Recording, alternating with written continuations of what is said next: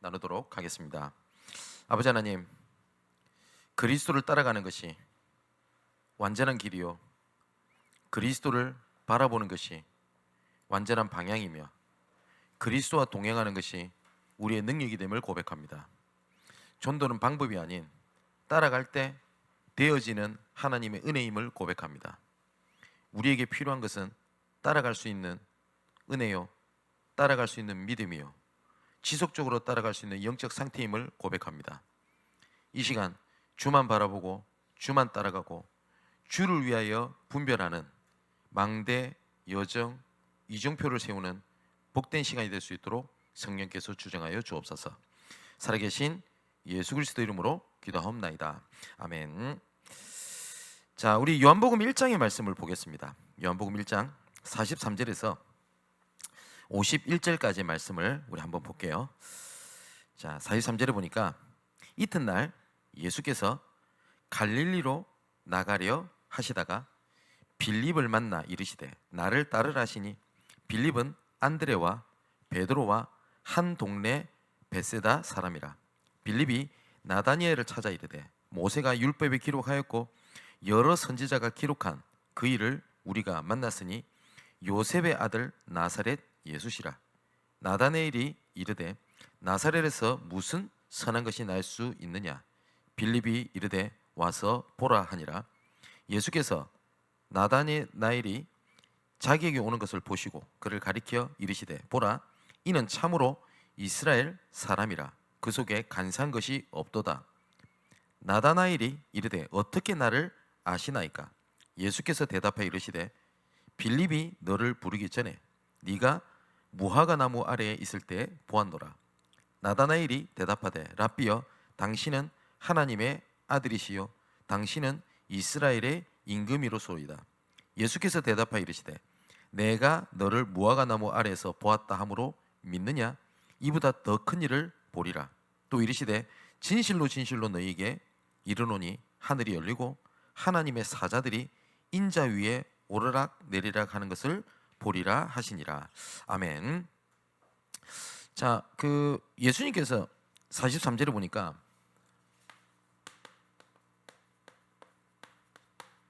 나를 따르라 라고 말씀을 하셨습니다. 빌립을 부르신 거죠. 그랬더니 이 빌립이 또 다른 사람한테 전달할 때 했던 말입니다. 와서 보라 라는 겁니다. 이번 주에 우리 강단을 통해 주셨던 것처럼 복음과 믿음의 본질이 뭐냐 할 때 중요한 것은 믿음입니다. 무엇을 믿냐가 되게 중요하겠죠. 무엇을 믿느냐에 따라서 보는 것이 다 다릅니다. 이번 주부터 요한복음 6장의 얘기를 들어가겠습니다만은 요한복음에서 중요한 단어 중에 하나가 뭐죠? 이적과 표적입니다. 하나님께서 이적을 보이신 이유는 표적을 보여주시기 위함이라고 되어 있습니다. 이유가 있다는 얘기입니다. 하나님의 이유, 하나님의 의도가 있다는 얘기입니다. 근데 그 의도를 잘못 봐버리면 다 다르게 봐버리는 겁니다. 그죠? 가나안 혼인잔치에서 예수님께서 보여주신 의도가 뭡니까? 내가 너희 주인이라는 겁니다. 주인을 바꿀 때 모든 걸 바꿀 수 있다. 그게 하나님께서 우리에게 보여주신 이유입니다. 표적. 왕의 신하를 고치실 때 보이신 것은 뭐죠? 병이 나았다가 아니지 않습니까? 그죠? 예수께서 말씀하신 그때에 하나님의 시작이구나 라는 걸 보게 하시는 겁니다. 그리고 38년 된 병자를 고치시는 세 번째 표적에서는 뭘 말씀하신 거냐? 도대체 무엇을 믿는 믿음이냐라는 걸 보여주시기 위한 겁니다. 그죠? 그 예수님께서 무엇을 믿는 믿음이냐 할 때 예수 그리스도를 믿는 믿음입니다. 그렇게 말씀하신 이가 누구냐라는 거거든요. 그죠? 이 38년 된 병자가 믿음의 대상을 바꿨어요. 그 전에 믿음의 대상은 뭘 바꿨냐? 연못에 베데스다 연못에 한 번씩 이렇게 소용돌이가 천사가 와서 소용돌이를 치는데 그때 첫 번째 들어간 사람은 병이 낫는다라는 믿음이었습니다. 그 믿음을 바꾼 겁니다. 누구로 바꾸냐? 예수 그리스도로 바꾼 겁니다. 본질을. 그죠? 그래서 그때 예수님께서 뭐라고 말씀하셨냐? 요한복음 5장 8절을 보니까 일어나서 네 자리를 들고 일어나라 라고 말씀하신 겁니다. 병이 나았다가 중도가 아닙니다. 네 자리 거기서 일어나라는 겁니다. 그죠? 그 자리에서 일어나라고 하나님께서 선언한 것은 뭡니까? 병이 나았다가 아니지 않습니까? 38년 된 그 자리에서 일어나라는 겁니다. 그죠? 그 믿음을 바꿨을 때 하나님께서 증거를 주셨어요. 또 중요한 말씀하셨습니다. 요한복음 5장 14절에 보니까 예수님께서 이렇게 말씀하십니다. 보라, 네가 나았으니 더 심한 것이 생기지 않게 다시는 죄를 범하지 말라라고 말씀하셨습니다. 이거는 죄를 짓는다 안 짓는다 행위를 말씀하신 것은 저는 아니라고 봅니다. 뭘 말씀하시냐? 다시는 그 자리, 다시는 그 흐름 속에 들어가지 마라 라고 말씀하신 겁니다. 이 다시 말은 뭐죠? 영적 상태입니다. 그 믿음은 누가 말씀하시냐? 믿음의 대상을 바꾼 거고요. 두 번째는 그 믿음의 대상을 바라보는 흐름과 자리를 말씀하셨습니다. 그러면서 예수님께서 세 번째로 중요한 말씀을 하셨습니다. 요한복음 5장 17절의 말씀을 보니까 내 아버지께서 이제까지 일하시니 나도 일한다 이렇게 말씀하셨습니다. 예수님께서도 상황, 그 다음에 감정에 따라 일하신 것이 아닙니다. 아버지께서 일하시는 걸 갖고 일한다고 얘기했습니다. 이게 우리의 신앙입니다. 우리의 신앙은 다 쉽습니다. 뭐냐? 예레미야 33장 2절 3절에 보니까 일을 행하는 여호와, 그것을 만들며 성취하는 여호와, 그 이름을 여호와하는 자가 이같이 이루노라. 너는 내게 부르짖으라. 그리하면 내가 내게 응답하겠고 네가 알지 못하는 크고 은밀한 일을 내게 보이리라. 하나님께서 원하시는 것에 있을 때 하나님께서 일을 행하시는 겁니다. 그걸 보고 복음이라고 얘기를 합니다. 그죠? 분명히 예수님께서 말씀하셨습니다. 내가 내 말이 너희 안에 거하고 너희가 내 거한데 거하면 무엇이든지 구해라. 전제 조건을 주셨습니다. 내 말이 너 안에 거하고 너희가 내 안에 구할 때 무엇이든지 구해라. 내가 응답하겠다라고 말씀하셨습니다. 그죠? 그게 우리 복음과 신앙의 본질입니다. 첫 번째로 우리가 전도자로서 우리가 알아야 될 것이 뭐냐니까 하나님의 택하심과 부르심입니다. 하나님께서 우리 자녀로 부르신 것뿐만 아니라 전도자로 부르실 때는 하나님께서 조건을 두시지 않았어요. 하나님께서 우리를 구원하실 때 단 한 번도 조건을 보시고 우리를 구원하신 적이 없어요. 근데 우리가 봤을 때는 저 사람 좀 예수 믿으면 좀 전도할 수 있겠다. 혹은 저 사람이 조금 은혜 받으면 전도할 수 있겠다. 참고 사항이지 어떤 면에서는 하나님의 눈과 우리 눈은 달라요. 그렇지 않습니까? 그죠? 그래서 제가 주일날 그 2부 때 말씀을 드렸죠. 그 살람 목사, 그분 복음 전했던 사람 얘기 안 했습니까? 그거 모르는 겁니다, 그거. 그죠? 오늘 본문에도 보니까 요한복음 1장 43절을 보니까 이렇게 기록되어 있죠. 이튿날 예수께서 갈릴리로 나가려 하시다가 빌립을 만나 이르시되 나를 따르라 그렇게 말씀하셨습니다. 또 똑같은 배경 속에서 나온 구절이 있습니다. 마태복음 4장 19절을 보니까 나를 따라오너라 내가 너희를 사람을 낚는 어부가 되게 하리라. 딱 하나님께서 말씀하셨습니다. 하나님께서 택하셨고 하나님께서 부르셨어요. 그죠? 하나님은 아십니다. 근데 우리가 봤을 때 저런 사람이 구원받겠나? 나 같은 사람이 구원받고 내가 전도자를 할 수 있겠나? 자꾸 우리는 뭘 자꾸 생각하니까 조건을 갖고 얘기하거든요. 그러다 보니까 전도에 대한 것도 조건을 자꾸 답니다. 내가 지금 이런 상황이면 전도할 수 있겠는데, 혹은 반대로 내가 이런 상황이라서 전도하기 어렵다라고 생각이 듭니다. 간혹가다 이런 얘기를 하는 사람이 있습니다. 목사님, 제 코가 석잔데 어떻게 복음 전합니까? 그럼 제가 꼭 드리는 말씀이 있습니다. 코가 넉자인 사람한테 복음 전하면 돼요. 자, 내 상황이 이런데 전달할 수 있겠습니까? 그건 내 생각이라니까요. 우리 자꾸 조건을 둡니다. 근데 하나님께서는 칼빈은 이걸 보고 뭐라고 얘기했냐? 하나님의 무조건적 선택.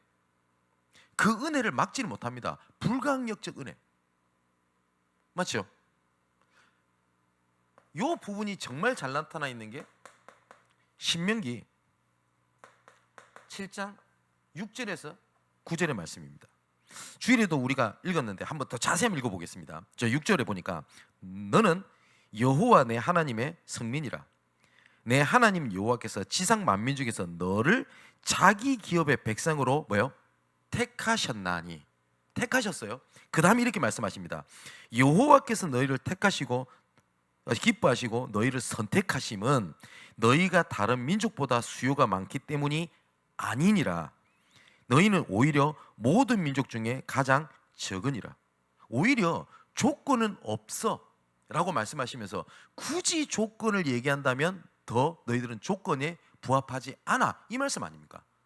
그러면서 뭐라고 말씀하시냐? 8절에 중요한 말씀이 두 가지가 나옵니다. 여호와께서 다만 너희를 사랑하심으로 말미암아. 이유, 내가 사랑하니까. 또는 너희의 조상들에게 하신 맹세를 지키려 하심으로 말미암아. 전부 다 기준이 어디 있죠? 내가 너를 사랑하고 내가 너희 민족에 대한 약속을 내가 기억하기 때문에. 조건이 하나님한테 있어요. 근데 우리는 자꾸 조건을 어디다 두냐니까 내 현실에다가 자꾸 둡니다. 자기의 권능으로 손으로 너희를 인도하여 내시되 너희를 구종되었던 집에서 애굽 왕 바로의 손에서 속량하신다니. 그러면서 9절에 중요한 말씀하십니다. 그런즉 너는 알라. 무슨 말이죠? 쉽게 말하면 이겁니다. 제발 좀 알아줘, 이 말입니다.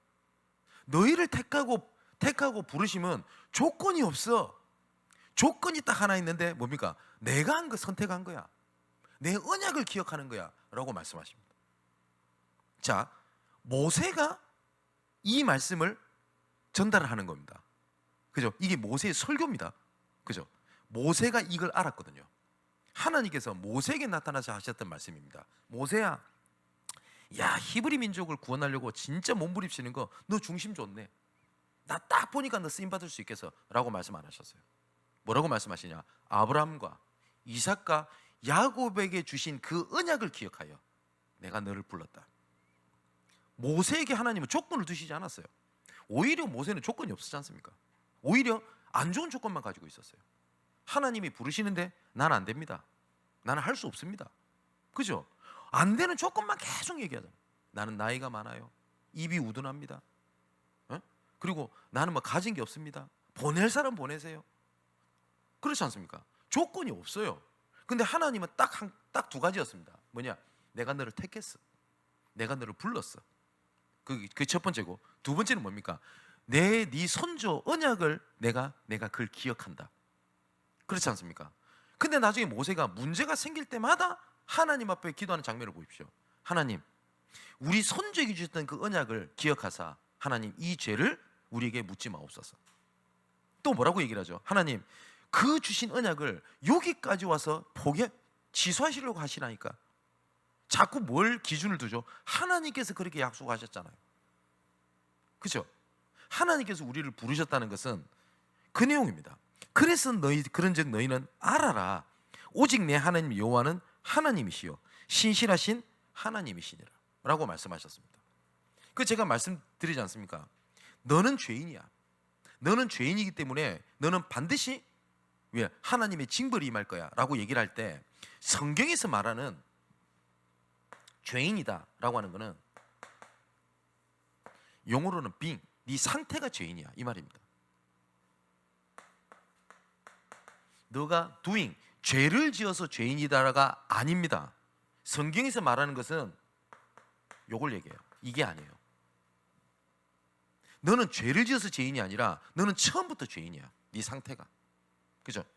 저는 남자입니다. 저는 남자 행동을 해서 남자가 아니라 원래 저는 남자입니다. 그죠? 근데 제가 갑자기 미쳐가지고 여자 행세를 하고 내가 남자인지 여자인지 잘 모르겠고 어느 날 갑자기 너 남자야 여자야 라고 물어봤더니 남자도 여자도 얘기 안 하고 저는 강아지입니다 이렇게 대답하고 있네. 그럼 제가 강아지가 되는 겁니까? 아니죠. 왜냐하면 나는 원래 남자입니다. 그죠? 잠시 내가 행동을 다르게 할 뿐입니다. 하나님께서 영접하는 자, 곧 그 이름을 믿는 자들에게는 하나님의 자녀가 되는 권세를 주셨으니 라고 할 때 자녀가 됐다는 말씀도 이겁니다. 너는 자녀야. 상태. 자녀다운 행동을 해서 자녀다라고 얘기하지 않습니다. 여러분의 자녀가 조금 못된 짓을 하고 마음에 안 든다고 너는 오늘부터 내 자녀가 아니다 말이 됩니까? 그죠? 성경에는 상태를 얘기합니다. 행위를 얘기하는 것이 아닙니다. 여러분을 전도자라고 부릅니다.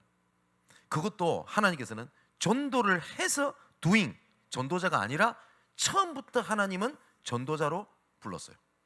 원래 사망에서 생명으로 옮겼느니라. 뭘 옮긴 거죠? 행동을 그렇게 하도록 바꾸겠다가 아니라 사망에서 생명으로 상태를 바꿔버린 겁니다. 그죠? 그래서 하나님이 우리 구원과 나를 전도자로 부르신 것은 하나님의 전적인 은혜입니다. 그래서 조금 확신을 가지셔야 될 것이 내가 응답이 있다 없다, 전도를 한다 안 한다 라는 것보다 좀 부족할지라도 복음 전해야 되는데 내가 진짜 전도하고 싶다 라는 마음이 있다, 그러면 확신 가지셔야 됩니다. 하나님이 나를 택하시고 부르셨구나 라고 생각을 하시면 됩니다. 이렇게 하나님이 택하시고 부르심은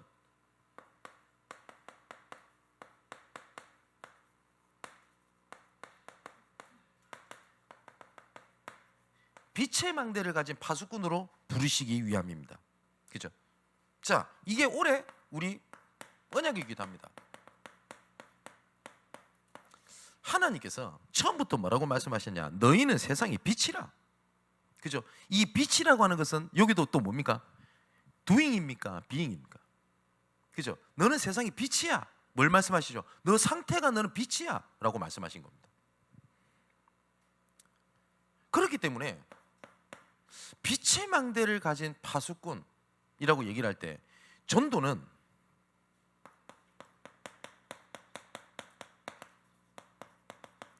관점을 바꾸는 훈련입니다.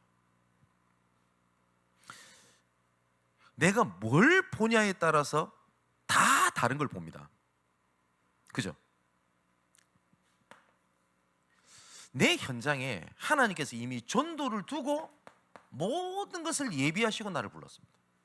이게 우리의 창조의 원리이기도 합니다. 하나님께서 우리 인간이 정복하고 다스리고 이 땅에 충만하도록 하나님께서는 모든 것을 예비해 놓고 인간을 창조하셨고 말씀하셨습니다. 정복하고 다스리라. 그죠? 그렇게 말씀 안 하셨다면 우리가 해야 돼요. 하나님은 예비를 다 하셨습니다. 자, 성경을 보면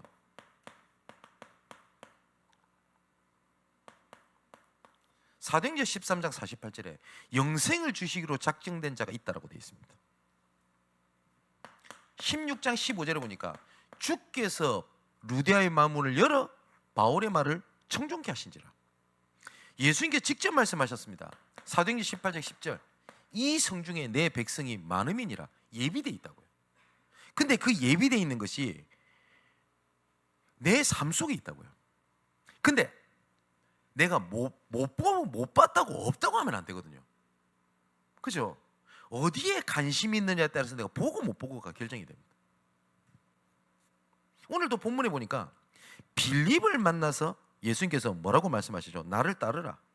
그랬더니 빌립이 나다니엘을 찾아가서 와서 보라 라고 얘기합니다. 근데 분명히 빌립과 나다니엘은 알고 있었던 사이입니다. 그죠? 그 전에 예수님을 만나서 보는 눈이 열려지게 되니 나다니엘이 하나님이 예비된 사람으로 보인 거예요. 예수님께서 나다니엘이 예수님께 오시는 걸 보고 내가 이미 너를 안다라고 얘기를 합니다. 하나님이 알고 불렀어요. 그랬더니 나다나엘이 뭐라고 얘기를 하죠? 나를 아십니까? 그랬더니 뭐라고 말씀하시냐? 빌립이 너를 부르기 전에 내가 무화과 나무 있을 때 내가 보았다. 알고 부르셨어요. 알고. 자, 예비되어 있습니다. 예비되어 있다는 말은 이게 뭐냐? 아까 말씀드렸던 대로 내 삶을 두고 하나님께서 예배해 놨습니다. 그래서 전도에서 제일 중요한 것은 관점을 열립니다. 관점. 내가 좀 사기를 쳐야 되겠다. 이게 관심이에요. 그러면 모든 사람을 사기칠 대상으로 봅니다. 맞죠? 내가 당구에 관심이 많아요. 그러면 분명할 겁니다. 남자를 좀 만나거나 이러면 당구 얼마 치십니까? 라고 자연스럽게 그쪽 대화로 갈걸요. 그죠? 관점을 열립니다. 그러면 하나님께서 이렇게 모든 것을 예비해 두셨는데 어디에다가 하나님께서는 파수꾼으로 세움을 받았냐 할 때요, 나의 삶, 지역,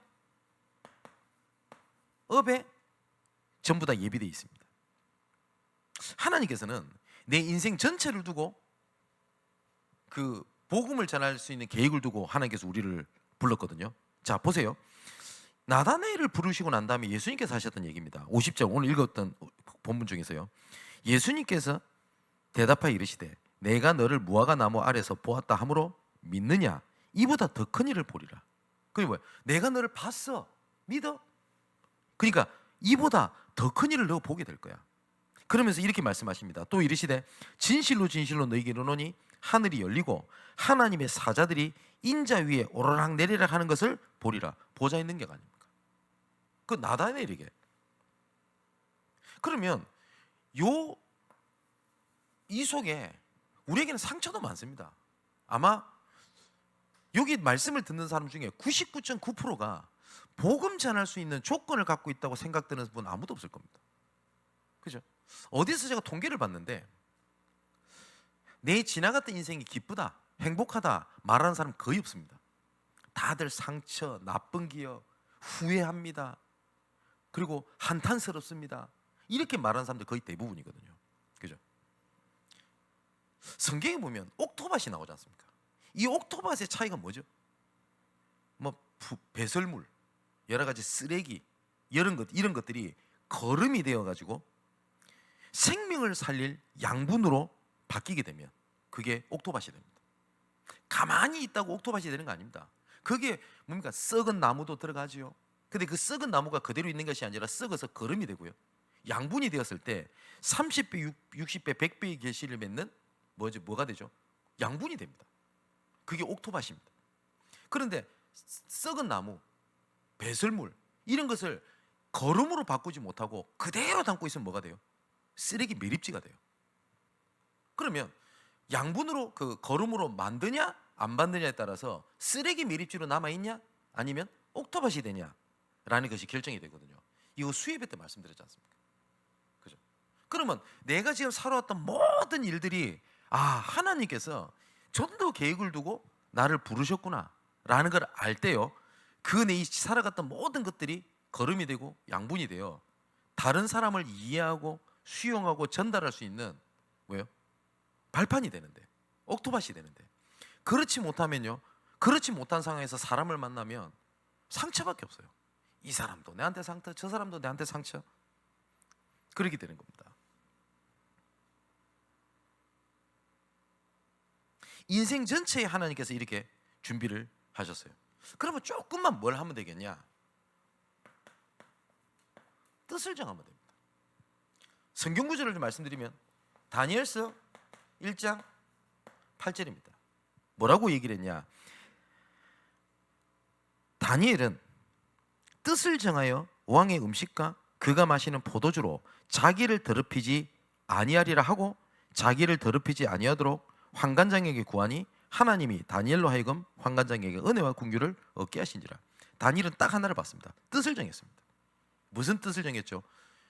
우리 민족이 왜 포로가 됐는지를 다니엘은 알았습니다. 더 이상 우상 앞에 굴복하지 않겠다. 뜻을 정했어요. 근데 그 뜻을 정했는데 다니엘서 10장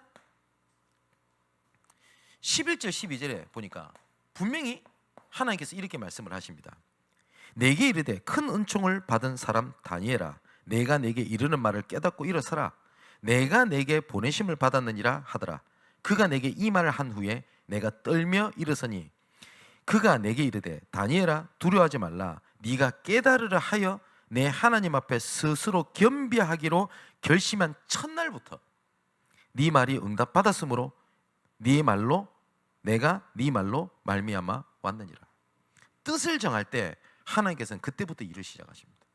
더 이상 내가 지금 상처, 쓰레기 같다라고 생각하는 그거에 더 이상 내가 굴복하지 않겠다라고 결단하는 그 순간입니다. 그때부터 어떻게 되냐? 내 열악한 환경이 문제가 하나님께서 직위응답으로 바뀌게 되는 겁니다. 지금은 우리 교회에서 잘 인도받고 있으니까 간단하게 말씀을 드리면 지금 판교에서 지금 수요일마다 예배를 드리거든요. 처음에 이 현장에 들어갈 때 제가 조영래 전사님 데리고 들어갔어요. 확신도 좀 있었고 그때 열악했습니다. 회사에 문을 닫냐 마냐, 경제적 어려움, 법적인 여러 가지 갈등, 세금에 관련된 문제, 진짜 말하기도 복잡할 만큼. 그럼 이게 가득 차 있을 거 아닙니까? 열악한 환경 아닙니까? 하나님이 두 사람한테 은혜를 주셨어요. 아, 그게 중요한 게 아니구나. 여기서 올바르게 전도운동을 해야 되겠다. 그랬더니 하나님께서 은혜를 주셨어요. 그래서 계속 지속적으로 지교가 될 수 있도록 하셨고, 여전도회에서 그 모임 가셨을 때 그런 포럼이 있었다는 얘기를 들었습니다. 거기서 그 같이 돕고 이런 분들이 지교회를 통해서 예수 믿고 감사한 얘기를 고백을 했다 안 합니까? 그죠? 가장 열악한 환경이 하나님의 전도운동의 발판이 돼버린 겁니다. 그죠?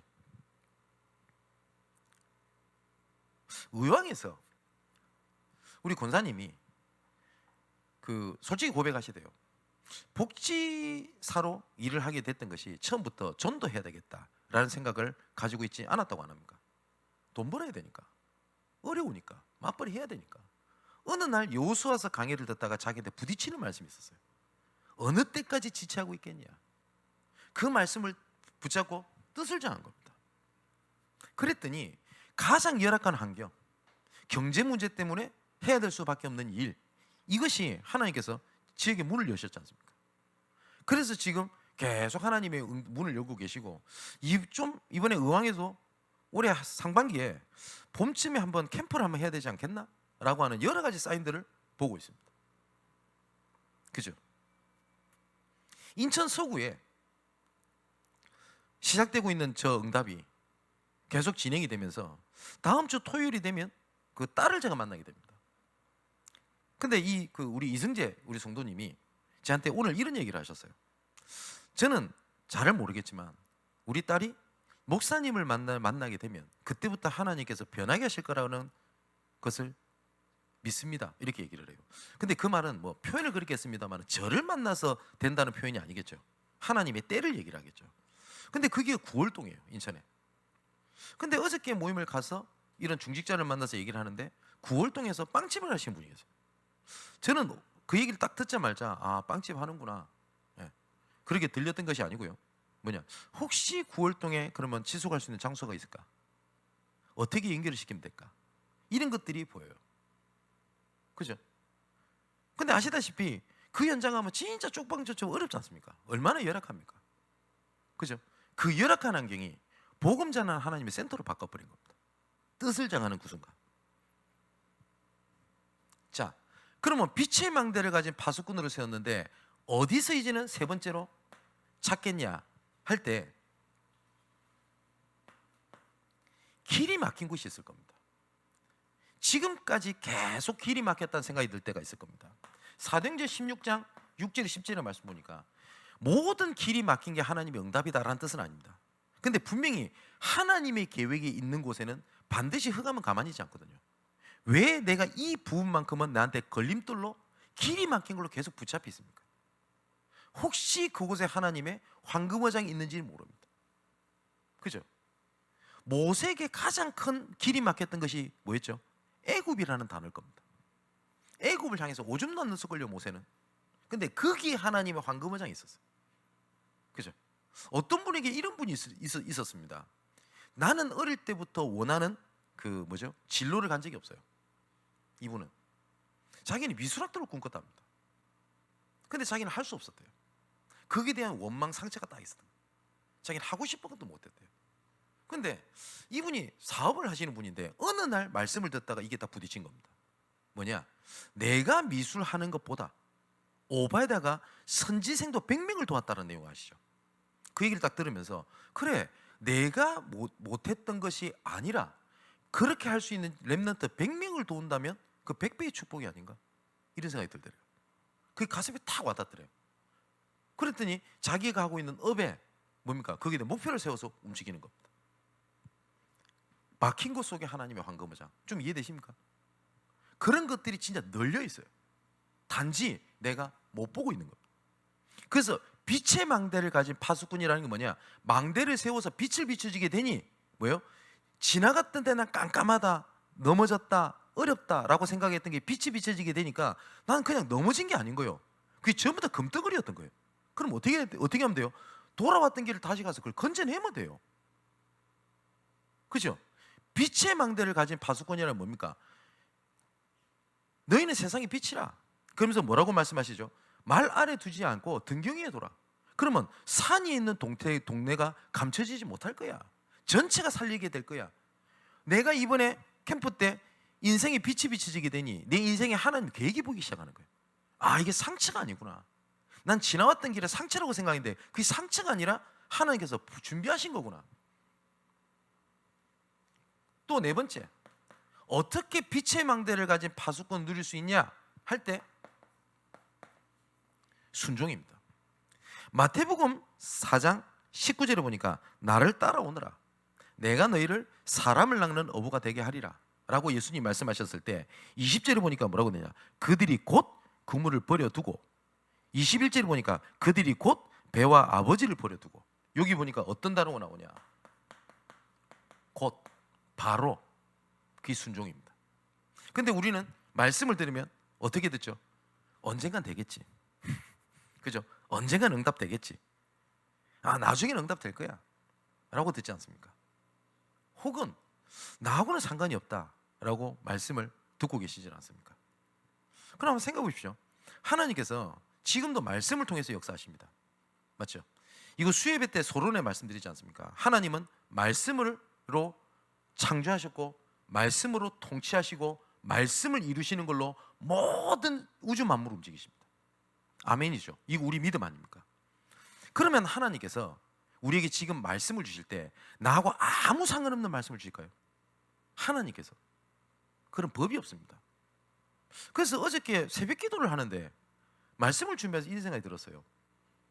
신명기 그 6장에 이렇게 나오지 않습니까? 이 말씀은 너희들이 가나안 땅에 들어가서 행할 것에 대한 말씀이니라 라고 말씀을 주고 계십니다. 근데 그걸 딱 읽는데 순간 제 마음속에 딱 부딪히는 생각이 이랬어요. 이때 이스라엘 백성들이 얼마나 이 말씀을 알아들었을까? 가슴에 담았을까? 라는 생각이 순간 들었어요. 왜냐니까 이때는 이미 38년 동안 지칠 대로 지칠 때입니다. 이스라엘 백성들이 기다려라 기다려라 기다려라. 그래서 겨우 머물렀어요. 그죠? 근데 지금 당장 응답해 줄게, 지금 이제 응답될 거야, 혹은 지금 어떻게 해라 라고 구체적으로 말씀을 주시면 속이 시원하겠는데 지금 언제 가나안 땅에 들어갈지는 눈앞이 깜깜합니다. 그런데 말씀을 뭐라고 주시냐? 가나안 땅에 들어가서 너한테 해야 될 것을 말씀해 줄게 라고 얘기를 합니다. 우리도 그럴 때 있지 않습니까? 나는 지금 경제적으로 어려운데 강단에서 뭐라고 나오냐? 전체를 살리는 현장 속에 나 교회 현장, 전체를 살릴 언약 속에 나 교회 현장. 내가 지금 죽을 판인데 뭘 전체를 살려요? 그죠? 지금 나는 굉장히 여러 가지 그 집안의 갈등, 환경이 어렵다고 생각하는데 금토일 시대를 열어라네요. 그렇지 않습니까? 저 그 생각이 번쩍 들었어요. 사실상 저도 그렇고 이때도 그렇고 이 말씀이 그렇게 와닿지 않았던 것 같습니다. 그 증거로 계속 이스라엘 백성들은 방황해요. 그거 되게 많이 부딪혔어요. 저는 신명기 6장 1절에 이 말은 가나안 땅 들어가게 되면 그때 행할 것을 너에게 말씀하고 이렇게 있는 거야. 자, 순종입니다. 그게 곧. 그렇다면 이 언약을 가지고 전도 캠프를 지금 조금 더 큰 그림을 가지고 준비를 해야 되겠습니다. 어떤 것을 준비를 해야 되겠냐 할 때 가장 첫 번째가 올바르게 성령 인도 받아야 되겠죠. 그래서 사도행전 13장에 안디옥 교회에서 선교사를 파송할 때 제일 중요하게 봤던 것이 뭐였냐? 성령의 인도를 받으려고 했어요. 그러면 전도를 두고 성령 인도 받으려면 어떻게 해야 되냐 할 때 제일 첫 번째가 뭐냐니까 사랑 캠프입니다. 사람을 잘 봐야 돼요. 이걸 말하면 다른 말로 말하면 팀 구성이라고 얘기를 합니다. 두 가지를 딱 생각하면 됩니다.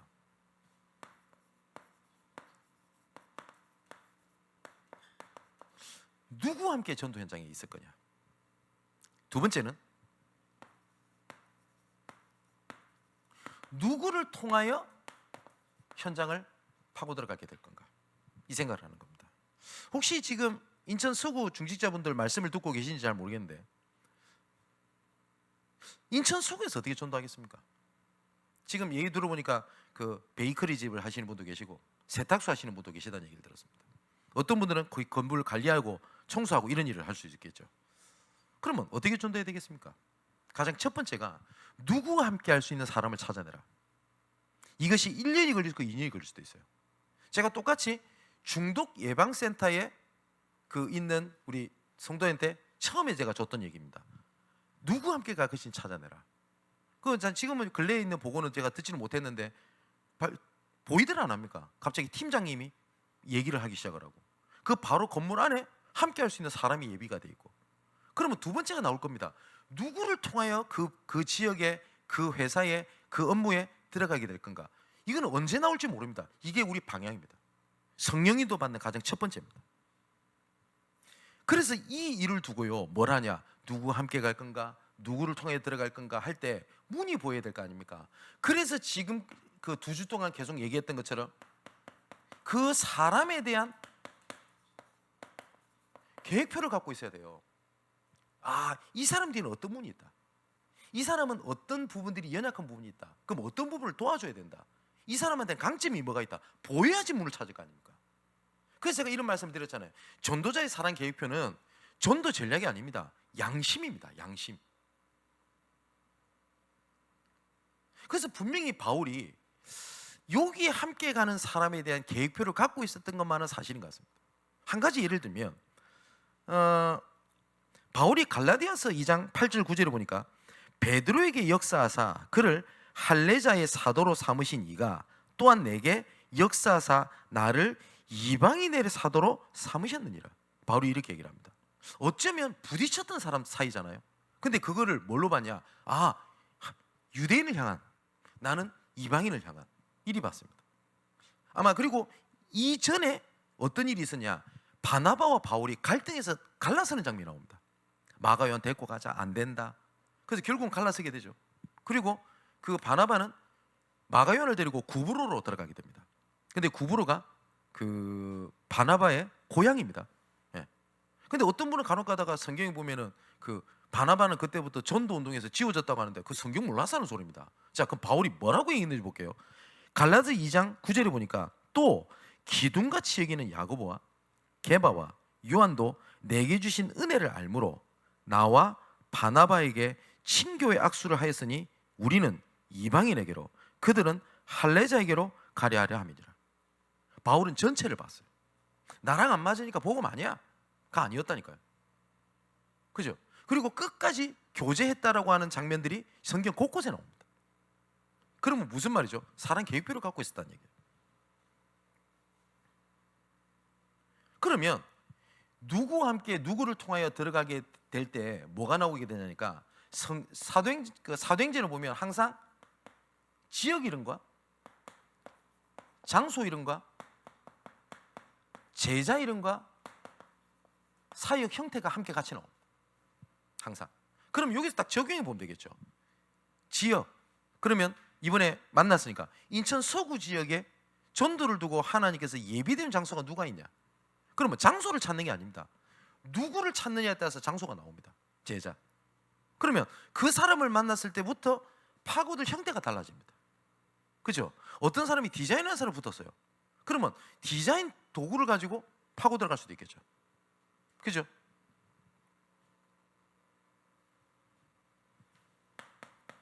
이 만남을 하나님께서 이루 가시기 위하여 하나님께서 갑자기 뭐 꿈에 나타나 가지고 야야 오늘은 동쪽으로 가서 뭐 김씨를 만나라 이렇게 말씀 안 하십니다.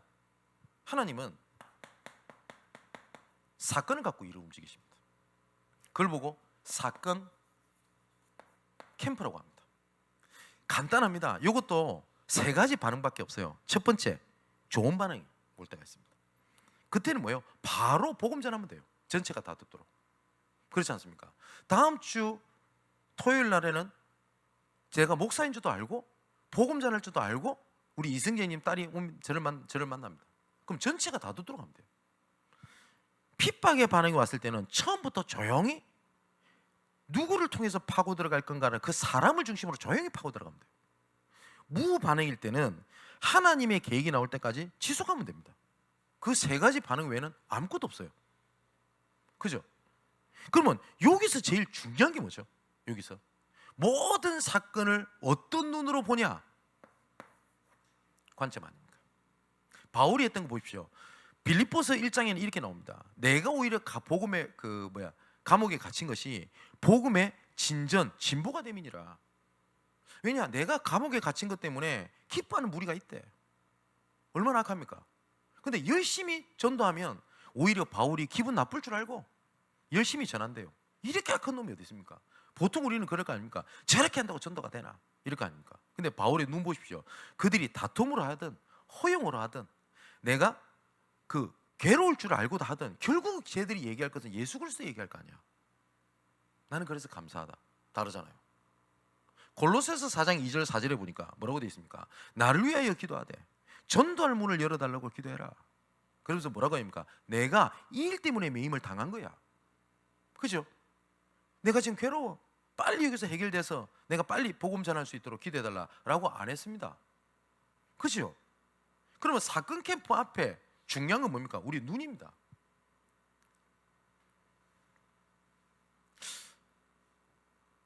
저쪽에 그 뭡니까? 은평구입니까? 뭐 서대문구입니까? 거기가 뭐 정산동이라고 있어요. 거기에 정규행 캠프를 해야 되겠다라고 생각이 들어가지고 뭘 했냐니까 전체가 함께 가는 거 아닙니까? 그래서 매주 토요일마다 석주인가 넉주 동안은 예비 캠프를 했어요. 그래서 뭐라고 얘기를 했냐? 토요일 날 시간 낼 수 있잖아요. 청년들도. 그러면 청년들 혹시 야유회 있나? 혹시나 뭐 단합회 할 거냐? 그러면 정산동 가서 그냥 밥 먹어. 어렵지 않잖아요. 조금만 신경만 쓰면 되니까. 모든 여전도회 남전도회 모임 있나? 그럼 거기서 만나. 왜냐? 캠프라는 의미를 가지고. 그래서 동거입니다. 돌았더니 그때 노술래 권사님, 제 성함도 안 까먹어요. 권사님이 싹 지나가는데 어느 반지하에서 비명소리가 들리더래요. 그래서 뭐지 싶어 들어갔더니 어떤 아주머니가 발목이 부러진 거예요. 그래서 가 도와준 겁니다. 괜찮냐고. 근데 이 분의 손자가 있는데 그 양궁 선수였어요. 중학생일 때. 이름이 하도 특이해서 기억납니다. 박차오름. 박차오름. 근데 얘를 딱 만났더니 얘가 대뜸하는 말이 뭐냐니까 그 중학생이 그 전국체전에서 순위권 안에 오를 거면 특히 우리나라 양궁 알지 않습니까? 그죠? 그 친구가 이후로 뭐 양궁을 안 한 것 같아요. 왜냐니까 양궁 선수 중에 박차오름 못 들었는데 어쨌든 얘는 소망이 없어요. 어린애가. 왜냐니까 이거 해봤자 뭐합니까? 30살 이전에 죽을 건데 이러는 거예요. 어린애가. 그래서 알고 봤더니 집안에 있는 모든 남자들이 할아버지, 할머니, 작은아버지 그 있잖아요. 남자들 다 30대 초반 중반에 다 요절을 다 해버렸어요. 자기는 자기 차례라는 거예요. 이런 경우도 있대요. 사건 일어난 거 아닙니까? 발목 부러진 거. 그래가지고 모든 가족이 예수 믿고 돌아온 겁니다. 그죠? 근데 이 사건을 그냥 도와줘야지라고 연민으로 봤다면 도와주고 끝났을 겁니다. 근데 그 권사님이 잘 본 게 하나 있어요. 혹시 이 일이 사건 캠프 아니겠냐? 그죠? 이런 모든 것을 바탕으로 가지고 현장 전도 캠프로 파고드는 겁니다. 그래서 서구에 계신 분에게 제가 미션을 드린 게 그겁니다. 모든 것을 전도로 연결시켜봐라. 한번 지나갔던 과거에 대한 상처, 만남, 지금 있는 어려운 모든 일, 그 전부 다 그게 전도랑 무슨 상관이 있겠나? 그러면 당장 안 보일 수도 있습니다. 괜찮습니다. 내가 그리 보고 있다는 말은 하나님과 통한다는 말입니다. 그때부터 하나님과 통한다는 말은 뭐죠? 하나님이 길을 여신다는 겁니다. 하나님께서 길을 여신다는 건 뭐죠? 하나님께 증거 주시겠다는 말입니다. 그죠? 응답이 없다고 방향을 잘못 잡으면 어떻게 됩니까? 그죠? 자, 이제 마지막 결론을 맺겠습니다. 현장에는 버려진 99% 불신 현장이 있습니다. 엄청 많습니다. 교회 안에는 1%의 제자만 있습니다. 우리 교회도 그렇고 혹시 지금 이 말씀을 듣는 다른 교회에서도 그렇고 그런 생각이 드시지 않습니까? 전도할 사람이 없다, 너무 부족하다라는 생각이 들겠죠. 그러다 보니까 대부분 어떻게 생각을 하냐니까 요 1% 있죠. 요거 요 1% 잘 구슬려가 잘 훈련시켜가지고 요 불신자 전도 해야 되겠다. 예, 뭐 틀린 건 아닙니다. 나쁜 것은 아니죠. 근데 성경에서 말하는 전도는 뭐냐니까 불완전한 1%를 할지라도 하나님의 버려져 있는 99% 불신 현장에 방향을 맞출 때 하나님은 99% 현장뿐만 아니라 1% 현장까지도 하나님 책임지신다. 그게 하나님의 전도 방법입니다. 훈련을 내가 시키는 게 아닙니다. 그죠? 그래서 모든 사역과 모든 하고 있는 일을 아까 말씀드렸던 것처럼 전도 현장 중심으로 보고 판단하는 겁니다. 지금 이 말씀 듣는 모든 분들 한번 일주일 동안 해보라니까요. 그러면 진짜 간증할 게 굉장히 많을 겁니다. 왜냐? 거의 못 보고 있어요. 하나님이 예비해놨는데 얼마든지 많습니다. 그리고 두 번째, 지금부터 모든 만남 속에 하나님의 팀 구성을 찾아야 돼요. 이 팀 구성이라 할 때 나랑 잘 맞고 소통이 잘 되는 사람, 이것도 맞을 수 있습니다. 근데 어떤 면에서 나랑 조금 안 맞아, 이 세상 말로 케미가 안 맞아요. 근데 방향이 맞는 사람이 나온다니까요. 그게 어찌 보면 진짜입니다. 어떤 면에서 보통 전도 캠프 때 보면 팀을 구성하잖아요. 그러면 보통 친한 사람들이 하려고 그래요. 그 심지어 그 신학생들 RTS에서 전도 캠프를 하다 보면 꼭 그런 얘기 나옵니다. 목사님, 제 이 애랑 친한데 얘랑 팀을 맞춰주면 안 됩니까? 요청이 들어와요. 그럼 꼭 저한테 제기에 들어옵니다. 그럼 해주라 그래요. 그냥 메시지 때 그렇게 얘기를 해도 어쩌면요, 나랑 안 친한 사람들끼리 팀을 짰다 훨씬 더 성령 인도받기 좋을 수 있습니다. 왜냐? 갈라디아서 2장 20절을 고백하지 않으면 같이 현장 못 가요. 내 성질, 내 기억 죽여야 돼요. 그죠? 근데 동네 아줌마들 뭡니까? 지역 캠프 때 팀을 쭉 싸서 보냈더니 꼭 보면 시장 바와가 지나가다가 아이고 저 채소 싸다 하면서요. 그러고 왜 봅니까 그거를? 근데 혹시 이런 분 계실 수도 있습니다. 나는 참 전도하려고 하는데 영접 이상의 것이 잘 안 열린다. 이런 분 계실 겁니다. 그 답을 어디서 찾아야 되냐? 여기 찾아야 돼요. 팀 구성 이후에 닫혔던 전도문이 열리는 경우들이 굉장히 많습니다. 그렇게 되면 세 번째 따라오는 응답이 있을 겁니다. 그때부터 말씀이 들려지기 시작할 겁니다. 안 들리던 말씀이. 그러면 네 번째, 포럼이 달라지게 돼요. 정말 버려져 있는 99% 불신 현장에 방향을 맞출 때 불완전한 1%도 책임지시는 하나님의 능력을 체험하는 여러분 되시기를 주님의 이름으로 축원을 드립니다. 예수님께서 말씀하셨습니다. 정리하겠습니다. 나를 따르라. 여기에는 하나님께서 우리에게 조건을 두시지 않았어요. 고린도전서 1장 보십시오. 우리의 부르심을 봐라. 쉽게 말하면 뭐죠? 정상이 없지, 힘든 사람이 없지. 왜 그런지 알아? 그 연약한 자를 들어 강한 자를 부끄럽게 하시는 거야. 맞지요? 고린도후서에도 나오지 않습니까? 그 뭐죠? 이 보배를 질그릇 같은 너희들한테 주신 거야. 왜냐? 지극히 큰 하나님의 능력이 너희에게 있지 아니하고 하나님께 있다는 걸 알게 하려 합니다. 왜냐?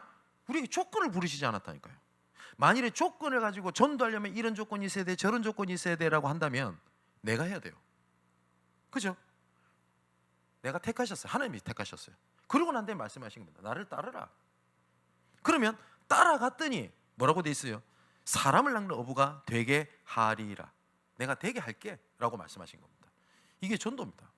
전도는 내가 열심히 하는 게 아닙니다. 이건 아무것도 하지 말라는 말이 아니죠. 하나님의 계획이 있는 게 생명 걸어야 되겠죠. 근데 아무거나 열심히 하는 걸 보고 저는 그런 사람들 보면 진짜 불안합니다. 왜냐? 지칠 거란 말이에요. 그런데 하나님이 문 여시는 거에 열심히 하는 거는 어렵지 않습니다. 그래서 전도는 내가 하는 게 아닙니다. 보는 겁니다. 얼마든지 많습니다. 지금 이거 어제부터 시작을 해서 인천 서구 중심으로 해서 한 달 정도 아마 캠프를 개념을 가지고 여기도 가보고 저기도 가보고 하는 일정을 제가 시작했습니다. 증거를 보이겠다라는 뜻은 절대 아닙니다. 근데 한번 아무것도 없는 상황에서 시작을 했고, 아까 어디 갔죠? 열악한 환경이 다 있지 않습니까? 진짜 쪽방쪽같이 어려운 곳에 사는 사람, 정신문제 있었던 사람, 몸 질병 안 좋은 사람, 또 여러 가지 지금 상황 때문에 교회가 없어서 그냥 모여서 예배를 드리는 사람, 조건 좋은 게 하나도 없어요. 그죠? 아닌 말로 교회나 든든하고 배경이 있는 것도 아니지 않습니까? 이런 가운데 하나님께서 하시겠냐라는 증거를 함께 보려고 합니다. 나를 따라오너라, 내가 너희를 사람 낚는 어부가 되게 하겠다 라고 말씀하셨던 그 하나님의 전도 계획이 여러분 삶의 현장에 인생 캠프로, 삶의 캠프로, 지역 캠프로 이루어지게 되기를 주님의 이름으로 축원을 드립니다. 기도하겠습니다. 하나님, 이 시간 우리의 눈을 들어 희어져 추수할 것이 이미 예비되어 있음을 보게 하여 주옵소서.